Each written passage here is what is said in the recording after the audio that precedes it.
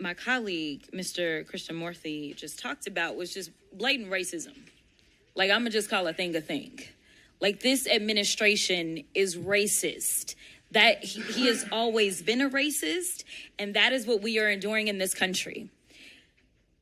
Let me give you some facts behind this racism. And they get mad when I say the things that I say, but I will not stop speaking the truth. Number one, I said that what we were experiencing in this country felt like what I would imagine slave patrols to look like.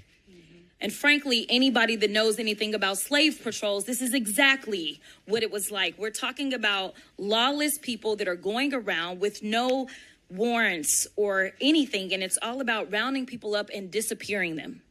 That is what's currently taking place.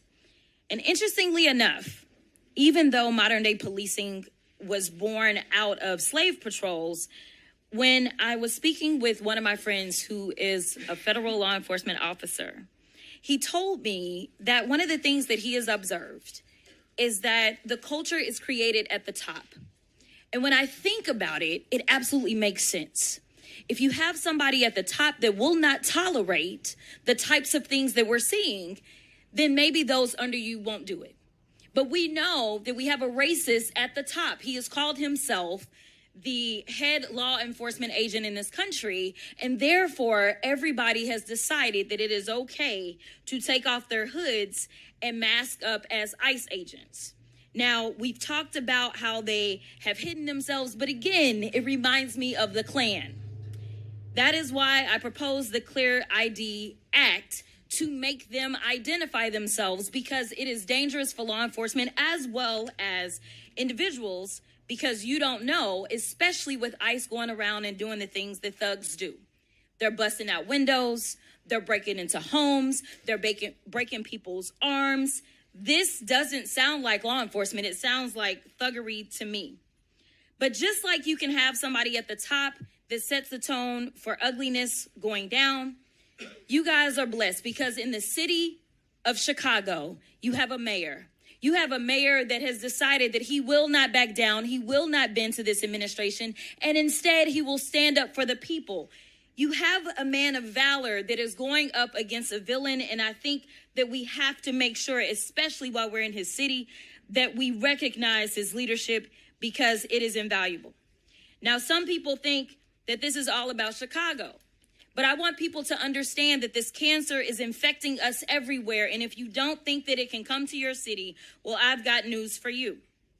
You see, we've been talking about the cruel and unusual punishment that is in violation of the 8th Amendment that is being handed out. And honestly, it's a spit in the face of every American that we have an actual convicted felon that feels aggrieved to the extent that he feels like he's owed hundreds of millions of dollars when people are literally dying under our watch.